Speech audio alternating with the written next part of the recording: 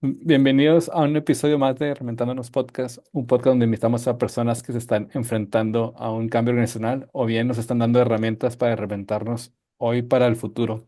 Pues hoy tenemos una conexión muy especial desde Países Bajos. Rob Roggema es un profesor distinguido que habla mucho de la cultura regenerativa, que nos encanta también el tema. Es aquí colega del Tec de Monterrey con una trayectoria pues muy completa, ¿no? Como profesor, como consultor. También es profesor visitante o guest teacher de Queen's University Belfast en Irlanda. Y bueno, hablamos un poco del tema de urbanismo, de ciudades, regeneración de ciudades, y un poco como también el caso Monterrey. También es fundador de Citta ideale. And, and well, so welcome to the show, Rob. Thank you. Thank you so much, Luis. Happy to be here. So good to see you finally meeting you. Well, Rob is also, we're gonna put your LinkedIn and all the links to your page, and but this also writes and share many things on media and LinkedIn too. So we're gonna start with the checking round, and we always like this tradition to start with the checking round. And I don't know, how do you define beauty, or in your daily or day by day or daily life? How do you define your beauty? You know? Yes, thank you for that question. I think it's a very difficult question because beauty is I think something really personal Mhm. and it's different for everyone. I think that's the reason why it's a very good question, but also a difficult one. Mhm. And I have thought about it a little bit, and one thing that came to my mind was that whenever something is really growing, that is beauty in itself. And Mhm. it can be when you look at people, young people, or even older people. It can also be in nature, like when a plant is growing, and when after travel we came home and when one of our agaves was just growing this strong I don't know how to call it uh, uh, how do you call it? This when it started, you normally have the agave, and then suddenly Yeah. So, the see, like the a principal branch trunk. comes out. Yeah, Yeah. the branch. Yeah. So when you come home and you see this transformation of something, I think that's really beautiful. But also, in people, a couple of weeks ago, we planted a little forest on the campus, and when we involved, other faculty and friends and students. And when you see students planting little trees and really are proud that they have planted those trees and are, connected to the place, I think that is Mm. also really, really beautiful. So, Wow. Yeah, awesome. And when you come to the campus here in Tec Monterrey, also have many like trees, and it's something that got my attention when I was here. It was like you saw the deers, the dogs in the campus, and it's okay. What yes. what is this animal doing here? But you start to make it something normal that is not that normal in a city, to see, wildlife there. No, it's true, and it's it is very strange because you don't see it in many other campuses in Yeah. university that there is just wildlife, and I don't know whether they're really wild, but Yeah. you see the peacocks and the deer and everything that's just moving around, Yeah. and they're used to people, so it is a very I really appreciate being on the campus. It's a beautiful place in the city, and it's like an oasis Yeah. in the context of a city that has also some negative sides to it, of course. Yeah.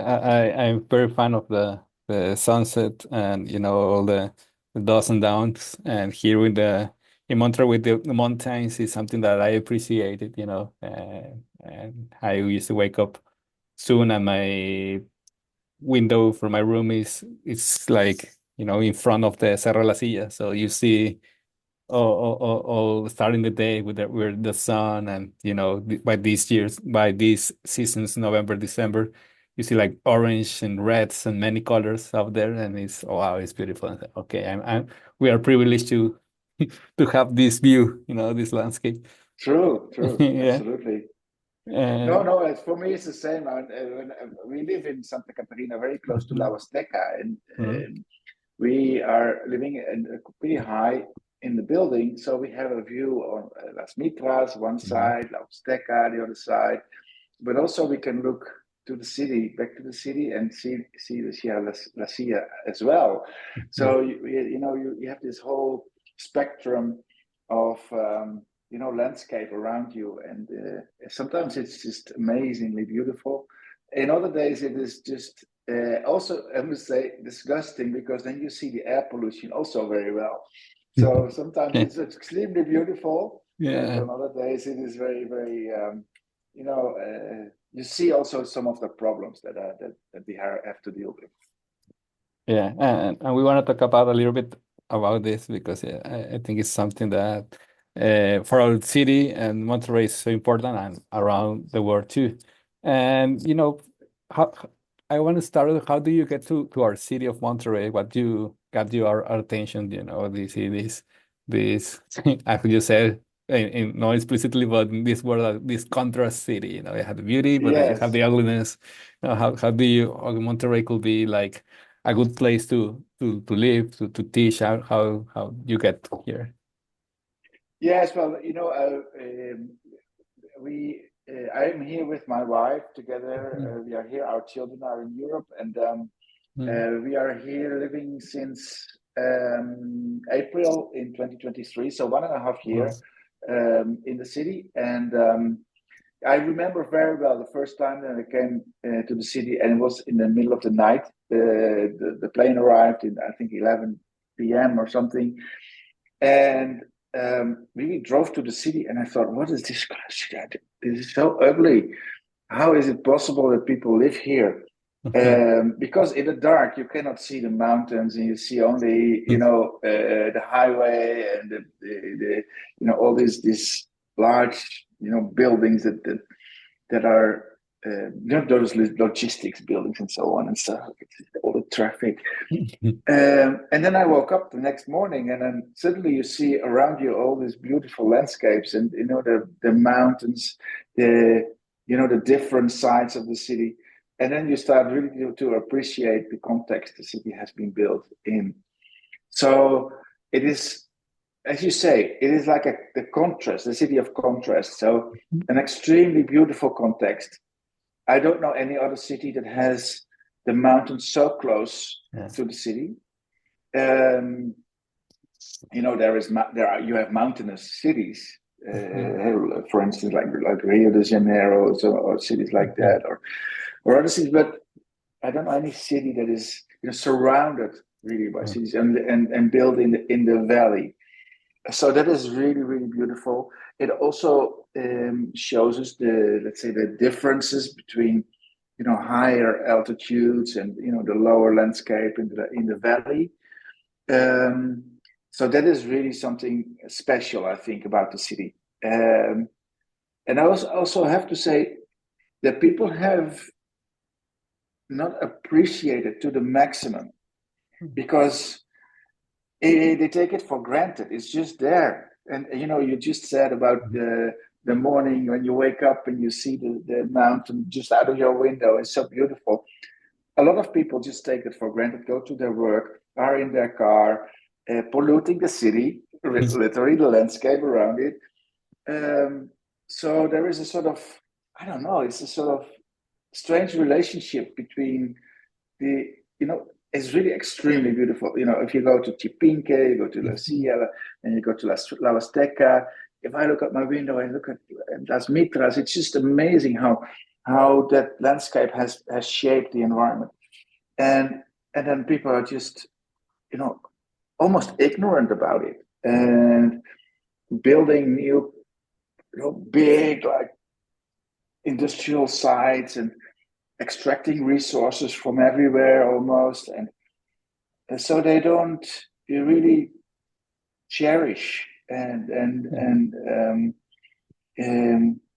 they could be, much more, let's say, love the city in a sense, and take more care of it in a different way. But we probably will talk about that much more in the rest of the talk. But that was my arrival, and since then that has been reconfirmed many times, and then after a while you start appreciating more and more the different sides of the city as well. So that's an interesting city to live in. Yeah, I really have that impression too, and it's great to hear somebody that that was born thousands of kilometers from here. How do you Yes, appreciate that? Yeah. also I'm coming from a country that is Nederland, literally is the low-lying land. So our highest mountain is approximately 300 meters above sea level, and the city itself is already at 600 meters above sea level. And then you come from 600 to 2,500 meters or so, the different peaks around it. So for me, that is a complete different landscape than I, of course, grew up in.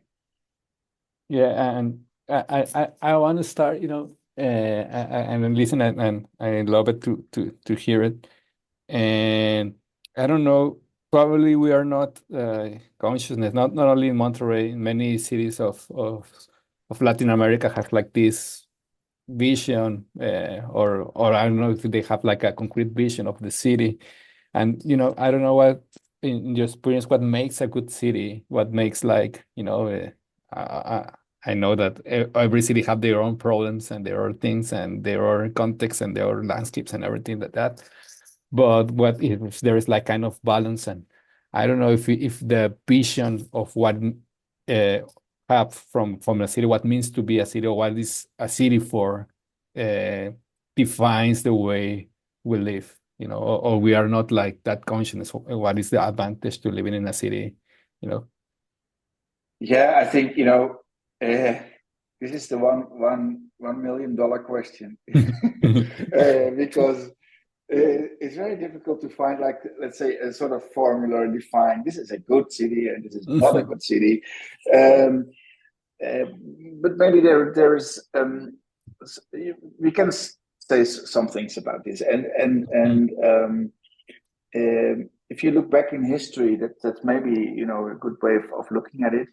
When people started gathering in small towns, larger concentration settlements, they did that because they worked together. They found it interesting to exchange socially. So the social contract that people had was a reason that why they came together, and they started creating the city more and more. So that, I think, is one of the elements that is really basic to a good city. If you have a good social system, and over time that has transformed into something that is an economic city. The city is based on money, and a little bit further down the road on power relationships. So who has more power than someone else can earn more money, so you are more successful.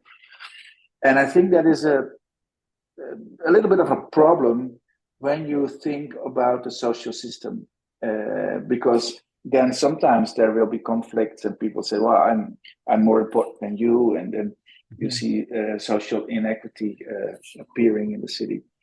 And I think that is not so much about the shape of the city or the design of the city, but how the society is, has developed over time and how it is now. So how people live together, that is maybe the most essential one. The physical city is something different than what I was talking just now. But the physical city, to a certain extent, can give you the opportunities to recreate or create social cohesion in the city. And one of the things that is really hurting in many cities around the world, but for sure also in Monterrey, is the use of the car. I mean, when the car came to the city, social isolation also entered the equation. I mean, if you are in your car, you don't want to be with someone else that you don't know in your car, so you're completely alone, and you drive from your, place of origin to where you want to go, and you don't have to care about anyone else except try to avoid an accident. So this whole idea that the car takes so much space in current cities around the world is one of the main origins of social inequity as well, because we don't care about anyone else when we are in the car. We start caring when we are at work, but also, the mindset of being isolated. You don't relate to, other people. At least they are in another car or in the other cars. So you don't have to communicate with each other except for putting your lights at the right moment. So I think that is really a thing that is hurting, and I'm convinced that it will change rapidly in the future. So we cannot continue to offer so much space in cities to the car. It is devoted to traffic, and traffic is not only as a mean of transport is polluting, but it's also taking the space away from where people can meet each other. So if we have 6 lanes in a highway without space for people to walk or cycle, people are never going to meet each other. They only get angry at each other when they cut each other in the street or in the highway. So for future thinking about this, we need to limit the space for the car and increase the spaces for people. And in some cities around the world, that has happened. So there are many examples in Italy, for instance. Perugia has said, okay, in our city center, the car is no longer welcome. So you can park outside, but then from there on, or you use public transport, you cycle or you walk. And that has led to a very social structure in the city. And probably you want to know about the Netherlands as well. So several of those cities like Amsterdam and Utrecht and other cities did the same thing. They almost abandoned the car out of the heart of the city where people can meet each other again. And I think that is a good way forward. The only thing is, by doing that, is no guarantee that the social cohesion can get back or increases again. So urban design and urban planning is maybe not the golden bullet in solving that problem. That needs to come from the society itself, how we are living together. Trust amongst each other is very important. Trust in the political system is very important. And the city design and the regeneration in the city can help and accelerate that process, but it cannot direct it, I think. Lovely. Sounds nice, and when I hear you, I used to live in Pamplona. I studied there and in Spain, and you have like this walkable city. I mean, it's pretty small, but you enjoy the campus, the green things everywhere, and even if it rains a lot, you were like, okay, I don't care, I get a little bit wet, but doesn't matter, But you see this interaction of the people, True. and that was like something normal, and that was sometimes I miss that too. Right? Okay, I wish that I say in this campus you can do it like it's like a small city. Like we were walking and you walk some distance and Yeah, true. But imagine, people in Monterrey say, "Are you going to live in Santa Catarina? It is so far away." I mean, it's like 16 kilometers from the campus. Yeah. which, you know, you could actually cycle. Yeah. It's not a distance that is, you know, and from my house to the campus is a flat. If I Yes. follow the Santa Catarina River, it's a flat track. The only thing I cannot cycle because there's no cycle path. Mm. There's like 2x6 lanes on either side of the river, and there is no space for me if I wanted to cycle. And Yeah. I'm not talking about the climate, I'm just talking about space. Yes. Yeah. 16 kilometers is something that, you know, we would just easily cycle in the Netherlands. The distance is not a problem. Yeah. The space offered to do that. And then if everyone started, if it would be there, like, you know, call it a cycle highway, you know, from Santa Catarina to the campus, or from Yeah. you know, Guadalupe to the campus, and you know, from every, we have this kind of network. Yes. I really believe that many more people would actually use it, and it becomes Yes. a thing, and you're cycling from San Pedro to there, and Yeah. it will be easy. And no, Yeah. I'm not talking about a small cycle path, but like a highway for cycling. Um, Giving space to that type of transportation would be very helpful. But because then they also meet other people. Yes. When you have to wait for like a minute when there is a red light for your path, and yeah, you might actually have a little conversation with someone else on a bike, you know. Yeah. And even if it's not the case, it's healthy for you. Yeah, that's cool. And you know, you have like these in Sundays they close the avenues for the cars and there's many people biking, you know, Yeah, yeah. and it's possible, but yeah, yeah. And, But you know, it requires a big change in the mindset of yeah, a lot of people, of course, living in the city. That this is a possibility. Um, I think people don't see it as something that could really happen, um, because it's not like that. No, it's not like that. But it could happen. yeah. So if we want it, we can make it a reality. No.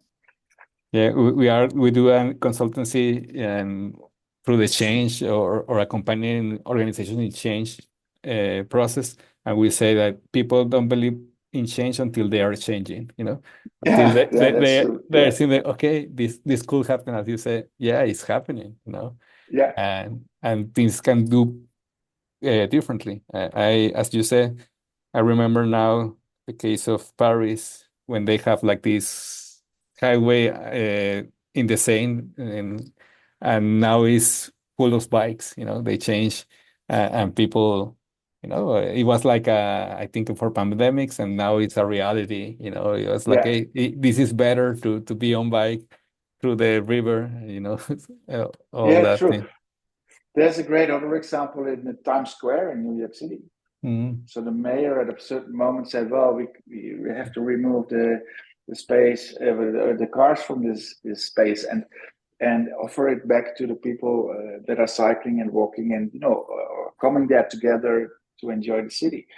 So it is possible. It happens in a lot of places, but also it also doesn't happen in many other places around the mm. world, of course. And here you talk about a concept that I love it because I have heard about it not in the sense of cities, only in the sense like the foresight, like the regenerative foresight of generative futures. But I see you use it regenerative culture, regenerative cities, and comes to my mind. You said right now that it's not just the urban design; it's many other things. Can you talk about a little bit of this concept and also this project that you do in Tecno Monterrey with the same name, Regenerative Culture, that was, I think the audience wanna love it to hear it. Yes, well, regeneration as a terminology is, in essence, is very simple. I always say Mhm. regeneration is something that you give back more to your environment than you take out of it, Okay. because then the system can literally regenerate. Mm. And that can be applied to, you know, energy, to water, to ecology, to food, to nutritional systems to, well, everything that. So as soon as we take resources from our environment, and cities do a lot of that, how can we? The question is then, how can we give back more of those resources so we replenish, let's say, these resources?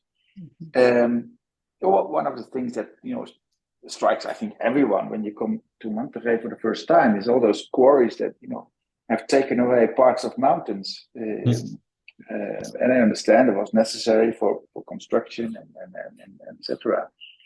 But my question would then be, how can we regenerate those places? How can we recreate the natural conditions that used to be there before they started excavating those places? And that is a very simple example, which is, I think, very difficult to achieve, but a simple example of how regeneration would work. And of course, regenerative design or regenerative culture is much more than only redo or bring back what was there before. Therefore, I think we need to give back more than we take out. So we don't return to the same situation, but we actually increase the quality that used to be there. And for myself, it starts always with how the natural systems, the landscape in a certain area is or was or should work. In the case of Monterrey, it is very clear that the natural systems around the city are disconnected from what is happening in the city. So there is, a fabric that is working like a machine, using resources and exhausting pollution. As soon as you go outside of the city and you go into the mountains and the forests around the city, these systems try to cope with the impact that the city has on those areas. And my take on the regenerative city or regenerative design or regenerative culture is, how can we regenerate literally these natural systems in the city? And then I'm talking about water, nature, elevation, preventing flooding, trying to mitigate the droughts and the heat that we have to deal with, reconnecting water systems that have been disrupted by all our urban development, connecting ecological systems from the higher mountains to the lower valley, and create a network in which people can move, mitigating the heat by increasing the green cover in many places around the city, increasing or reconquering, as I call it, parts of the city, reconquering those parts of the city by increasing the amount of green spaces. So there's a whole system, and this is really physical and designerly, I would say. But they provide the conditions in which people, one, become more healthy, because of the situation in the city, people live on average like 2 to 3 years less. So they die 2 to 3 years earlier than people in other cities because of the pollution, because of the conditions of the city. So if you increase the amount of green spaces, it has been proven by many investigations and research that people will feel healthier, but also become more healthy, have less illnesses, and die not so early. I think that is a reason in itself to completely make a different choice about how the city would function. We also investigated and compared the amount of green spaces with other cities, and with a sort of standard that the World Health Organization, uses to check whether a city has enough green spaces for the people and the WHO. They say per person, we need to have like 9.5 square meter of green. So if you calculate in what we have in Monterrey, we have only 4 square meter per person. So it's less than half of what is a healthy city. Yeah. And if you're not healthy, I think if I'm not healthy, I become grumpy, you know. So that means that if you're not happy, you're also not very social in the sense that you want to connect with other people. So you don't have the places where to do it, and you are not so healthy as you wish, in order to be, you know, generous and you know, connecting to other people. So it has a direct social implication if we create the spaces in the city as anonymous spaces full of concrete, dust. It's too hot. So if it's like 45 degrees in those places that don't have any trees, the temperature rises up to 60 degrees. At around 55 or something, our body starts to stop functioning. So it's above the level that we can survive. In that condition, no one will start an interesting, nice chit chat with someone else. No, you want to move as fast as possible to a cooler place, no? Yeah. So if we turn that around, then these cooler places full of trees and, you know, forest and water and more humid and cooler offer also the time for people to have a talk to someone else. And that is a basic social need that we all have. We want to communicate with other people. So if we don't provide that, or very limited amount of, you know, a space for that interaction, then we are, one, not healthy as a city, not healthy as an ecosystem, not healthy as people, and we are not social as a people, not interactive. So there is many reasons to start changing, you know, the configuration of the city, creating those greener networks and connecting them with each other. Sounds awesome. And in Monterrey we have like this. I read this study of you with some other scholars and many architects and many people around Monterrey. And one thing that I've found it, well, that you share it is like you have many in Monterrey, many creeks, you know, and there was a time when I read it, it was before, you know, thanks God that rains a lot, and finally we had some water. But well, it was like, okay, why we don't use these natural resources? And you say like was over like 70,000 constructions over those creeks, I suppose, and you propose like different scenarios to it. You know, if there is like was free like a free urban development, you know, occupying all this landscape, or including or include small green spaces with this urban sprawl, or create like a green belt, or green, or also like this residential roof that I see around the world at some, you know, see the greens buildings, you know, that's many things. But do you think this is possible, that like gaining a little bit, you call it like the ola verde, you know, like gaining a little bit of green around the city?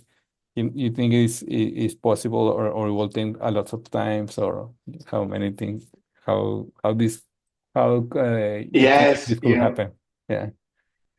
if I didn't think it was possible, I wouldn't, you know, start the whole project, of course. Hmm. So yes, I think it is possible, but it requires also a different mindset of people that, you know, really want to change that in Hmm. that direction.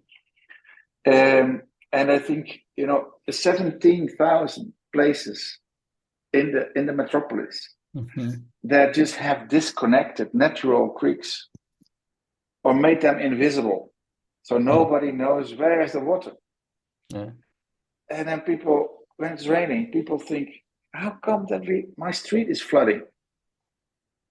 Well, I know where it's coming from, because you don't know where the water is, so it will come just wherever can flow, which is on your street and in your house.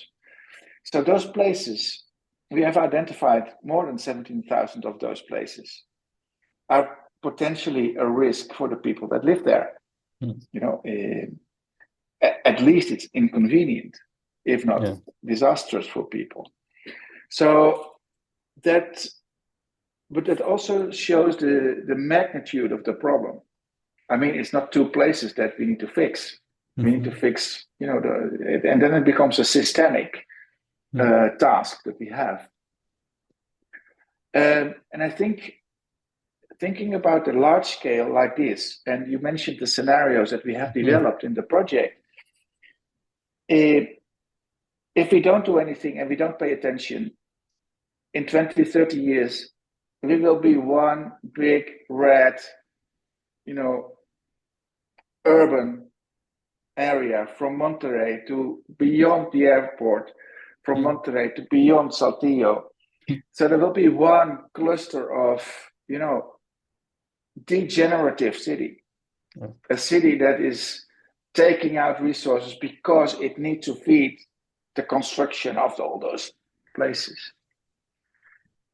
And the other side of the whole equation is that if we start greening the city with connected, you know, you mentioned the green belt, connected forests all around what is now the boundary of the city, green spaces that enter deeply into the city, into the metropolis, from the rural areas right up to the city center, with adding eco corridors alongside rivers and all those creeks, uncovering those creeks and bring them back in the streets so people can touch the water again, and animals and plants can start growing there, and reducing the temperature on a hot day by 4, 5, 6 degrees.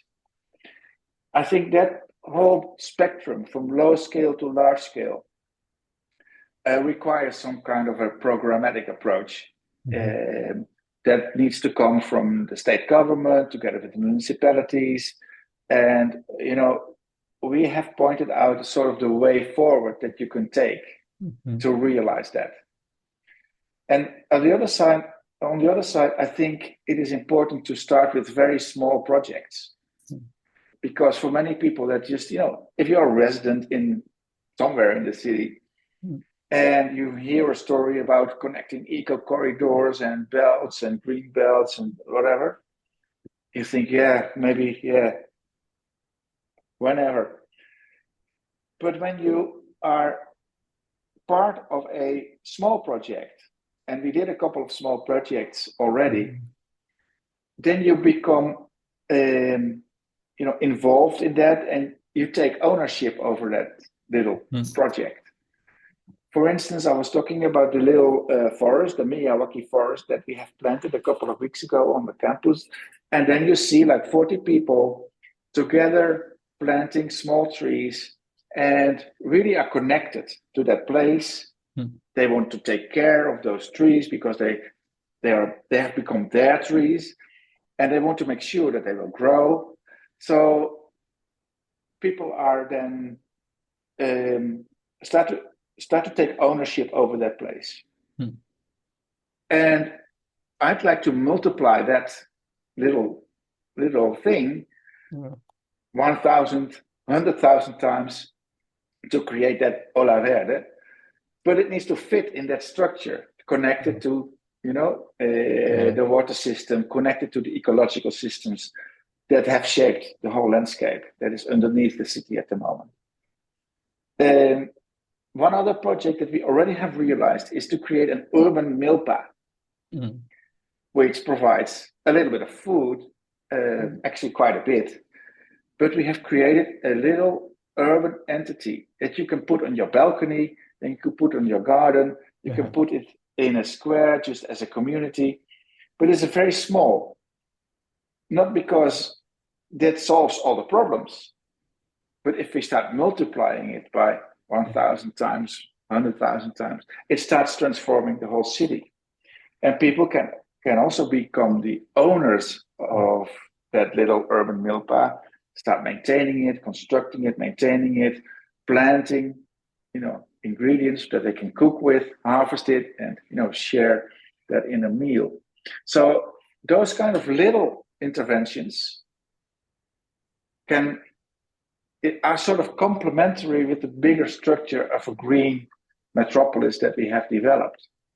And in that case, the scenario to reconquer, green spaces, to reconquer the city by green spaces becomes a reality, and that there will be, La Verde is not a thing that is impossible. It can become a reality, driven by a programmatic approach, but at the same time, very close to people that are living in the city.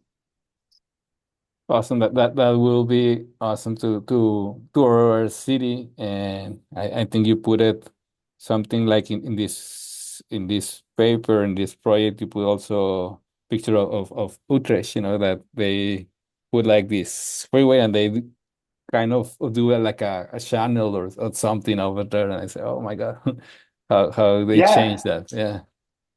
No, and that is what people, we were talking about the history of the city. So since before the 1940s, the 30s, after the Second World War, in many cities around the world, the car took over. It took just all the space. The example in Utrecht is exactly that. So there used to be a natural waterway very close to the city center, and people thought, well, this is this stupid thing here, it is not useful. We need space for the car. And sometimes it's a parking, underground parking. In this case, it is sort of what looks almost like a highway. And the people in the city at a certain moment said, well, we have to change this. We need to start creating a more resilient city full of trees and water. Why don't we bring back that old waterway? And they did. So they removed the entire highway that was there, and they brought back this water system.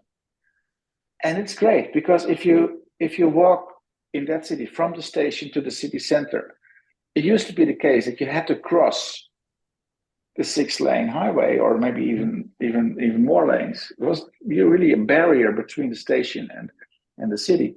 And nowadays, you can just walk from the station to the city center, and vice versa, of course, and crossing a very pleasant waterway with a lot of green around it. Well, if you ask me, the choice is easy. If we look at the Santa Catarina River, we can do exactly the same. Right. Why are these highways there? And then everyone, I need to get to my work. But can we think in a different model and think about a huge green ecological corridor that connects both sides of the river, the neighborhoods north and south of the river that are suddenly connected because there is a waterway full of green and places people can go to, not separated from their place where they live by a huge barrier, which is the highway. I think Morones Prieto is not only 6 lanes, it's sometimes much more. At the other side's exactly the same. What would happen if we just would remove them? People then will respond, but the cars, where do the cars go? Well, the cars will find their way. And it has been proven in a lot of research that as soon as you start adding new space for the car, what do you think would happen? The car would actually occupy it. Mm-hmm. It's like water. If you open a new space where the water can go, it will flow there. With traffic, it's exactly the same. So the bigger the space for the car, the more cars you will have. Mm-hmm. But the other side is also true. So if you limit the space for the car, you will have less cars. Right. And some people think, but then we have congestion and we have traffic jams and everything. Well, at the moment, we have also already a lot of traffic jams and congestion, Yeah. So all those highways didn't solve that problem. And people will start changing their mobility when they see that there is a different urban space available to go to cycle, to walk, whatever, and find different ways to get to their work. And because if you need to stand in a traffic jam for 2 hours every day or even more, at a certain moment you will think, this is really stupid what I'm doing, you know? Yeah. So I need to change the way I get to my work. Go earlier, later, take a different mode of transport, because the space available for that is, it's very egoistic, for only one use, for people that go from place Yeah. A to place B Yeah. and not connecting to anyone else. So we can think, and Utrecht has shown it, Seoul in Korea has shown it. There's a Mm. very good example as well there. They transformed, I think it was even a 12 lane highway into a new park with full of water and green. And so there are many places that it has been done.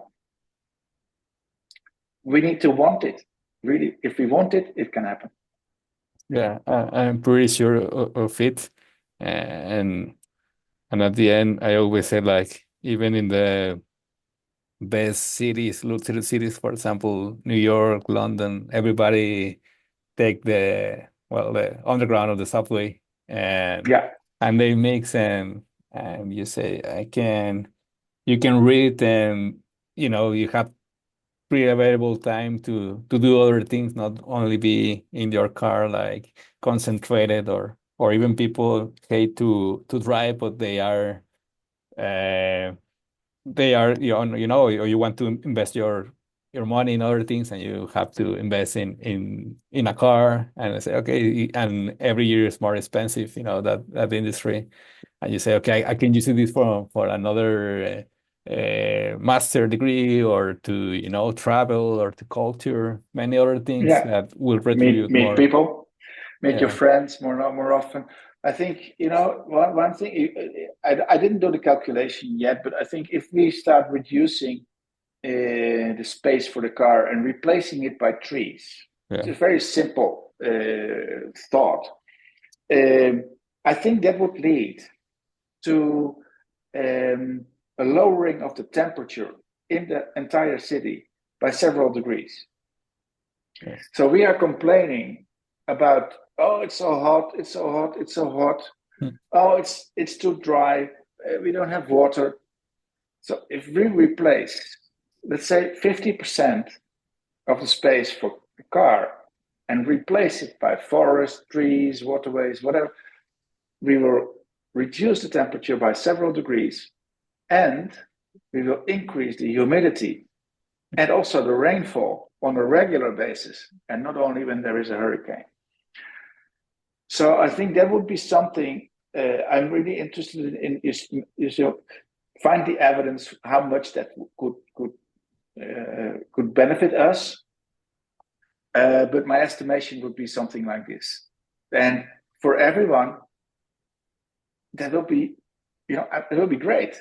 yeah, If you are, in a city that is not so hot and is more humid, and we have more water available, and the best thing is you live 2 to 3 years longer, yeah, yeah. No, average. I think this, for every side we look, is so positive, and probably create this awareness. I love it when you put it in this paper, that you do it with it graphically. Where are the creeks, where are the zones, and you map it, and with all the technology we have, to make it visualize, that people know actually what we have, and don't take it for granted, as we said before, and also to Yeah, be, all the good things that we could do, or even how our city changed, and how also attractive it becomes to many people around the world, come to live here, to admire. And I think we admire better when we are like walking and see the mountains, to be concentrated in a car. You don't want to know anything around you, so you want to get to your home as quickly as you can. yeah, But exactly. we lose this opportunity. as you said, is we are like in this. I also don't know other city that we have mountains so close and so these natural landscapes that I don't know. Probably we have Santiago de Chile, but there is it A little bit far further. the Yeah. Andes, but not that close in and a big valley around it. So I always think about the Spanish founders of our city of Monterrey and how they look and say, okay, this could be a beautiful city here in Monterrey and Santa Lucia, and they see all the spectacular around it, and actually they founded the city in the lakes in one creek. Yeah. No, it's right. And but that was a complete different time.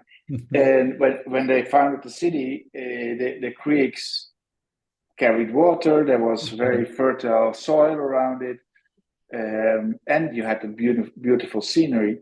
But that connection between the soil, the water system, and the surrounding landscape has been lost. And that is the part that we need to bring back in our thinking. Because if we don't do that, it will get more and more disconnected. And that, in the end, leads to problems for our survival. Because if we cannot survive in even higher temperatures, this is just impossible. Then we start using more air conditioning. Then we have to use more resources. Then we have more degrading systems around us. So we need to reverse that process and stop the process and reverse it into a more natural ventilation, for instance, when we can get cool air from the mountains so close and bring that in green corridors, like cooler air to the city, is cleaner and cooler instead of getting more air conditionings and just do the other thing. So we push away the clean air by having a cooler temperature in your house. So that is a long-term change, but it has to transform. Otherwise, there is no future for the city. Yeah. Completely agree. And I think it's a good place to close our conversation, our episode. And I think we have many talks to be, and I'm enthusiastic about I'm optimist about the future of our city. And that uh, uh, as the world advances and we see other cities changing around the world, probably we're gonna say why we don't have, why don't we change and don't wait until a tragedy or until there is no more water. as Exactly. Yeah, we have faced that problem 2 years ago, and there are cities like very similar, like Madrid, for instance. yeah. Madrid was faced with deserts around the city. They came from the Sahara and crossed the Mediterranean, and they're surrounding Madrid at the moment. So it was really hot in the Yeah. summer and dry.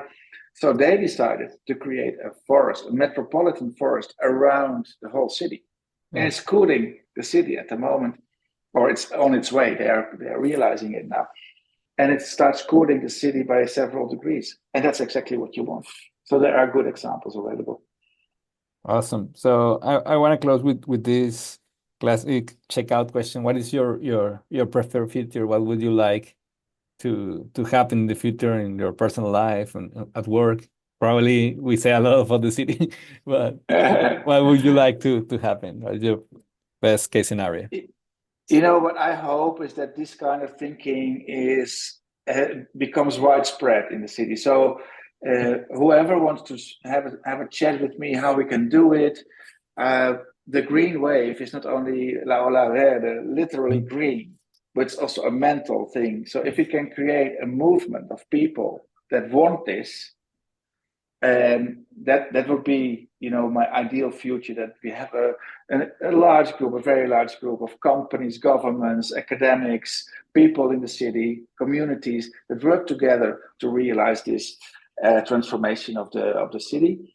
That would my work type of ideal, creating something that people are really attached to. And in my personal life, I never make any plans for my personal life. What is the future? I hope to stay, my family and my friends stay healthy. That is Mm. very important. And that is also one thing that, is related to my work. I think if we create a healthier environment, your friends and your community and your family will also have better opportunities to stay healthy and be not disrupted by health problems or disasters that are deep natural but are of course anthropogenic.